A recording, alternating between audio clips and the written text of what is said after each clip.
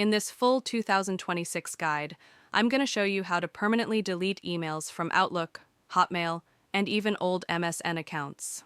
It's pretty simple once you know where everything is, so let's walk through it step by step. First, sign in using your Outlook or Hotmail email and your password. Yeah, make sure you're logging into the right account because some people have, like 2 or 3 old accounts still active.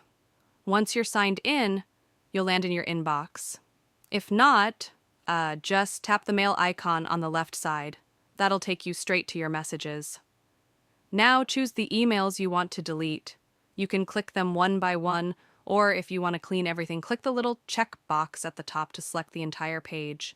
Outlook usually displays about 50 messages at once, so keep that in mind. After selecting, hit the delete button. This just moves them to the deleted items folder. And yeah, they're not gone forever yet, even though it feels like it.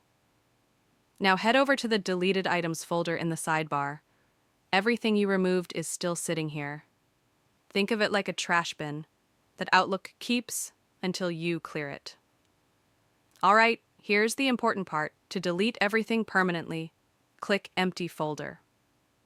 Outlook will ask if you're sure, so just confirm. Every email here is gone for good. And you can't get them back. If you want to remove just a few emails instead of clearing the whole folder, select the ones you want and choose Permanently Delete.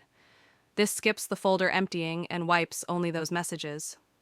For some older accounts like Hotmail and MSN, there's a hidden folder called Recoverable Items. If you really want to clean everything, open Deleted Items, then click Recover Items Deleted from this folder. A new window opens, and here you can permanently delete the leftovers. And that's basically it.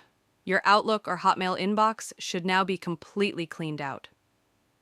If this guide helped, feel free to like the video and subscribe for more simple tech tutorials.